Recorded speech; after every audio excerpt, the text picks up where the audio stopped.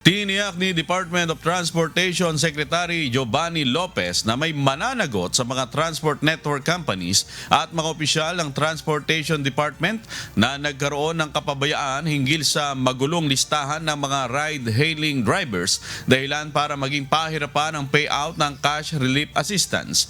Ipinahayag ito ng kalihim sa gitna ng isinagawang committee hearing kahapon ng Proactive Response and Oversight for Timely and Effective Crisis Strategy o PROTEC.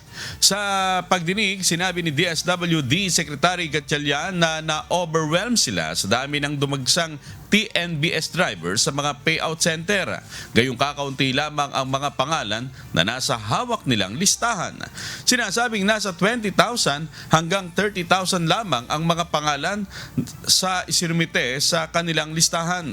Subalit umabot sa nasa mahigit 185,000 ang kanilang naiproseso na ayuda para sa mga TNBS driver, habang halos 300,000 naman sa motorcycle taxis. Nadiskubre ng kalihim ang umano'y patuloy na pagdaragdag ng mga driver ng mga TNC ng higit sa pinapayagan bilang lamang para sa mga TNBS at MC taxi.